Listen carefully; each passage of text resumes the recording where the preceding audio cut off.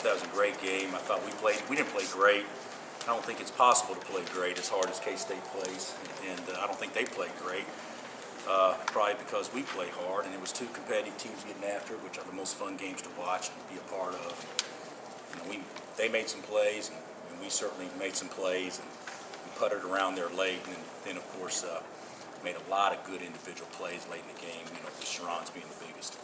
Was it cramps? Is that what was it? I think so. Yeah, it's cramps. I don't think I ever asked him, but Can you talk about just what that last possession was going to be about for you all? Well, I think we took time with about, I don't know, about 16. Was it 16? And we did the same thing that we did against Cornell late game, and we were able to, you know, the ball screen defense was good there late, and so we faked the ball screen, and he was able to turn the corner and made a nice and one, very similar to that game in Allen Fieldhouse. Were you expecting them to foul on that? Probably so. You know, because if I'm not mistaken, the shot differential, I mean, the time differential was, what, 5 or 6? And so I thought they would. And then when they didn't, and we called timeout, I knew they wouldn't then because it was too deep in the clock. But regardless, as fast as Clemente and Pullen are, you know, that gives you a different thing. So even if something bad happens, they can get it in quick. And I'm not sure if Frank had one left or not. I don't remember. I knew at the time, but I don't recall.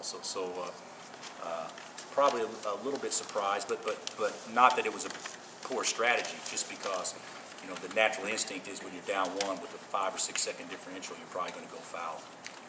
Well, I think it's more players' composure than it is coaching. Well, I mean, coaching that way. Coaching, talking about strategy or talking about composure. That's kind of matter. Well, the thing about it is, you know, we talked about the whole time was we're going to embrace the atmosphere. You know, we want to be as loud as we're ever going to play. We want to be the toughest venue we play in. You know, we talked about that, and because that'll tell us where we are from a competitive level, from a toughness level. So I thought the crowd was awesome.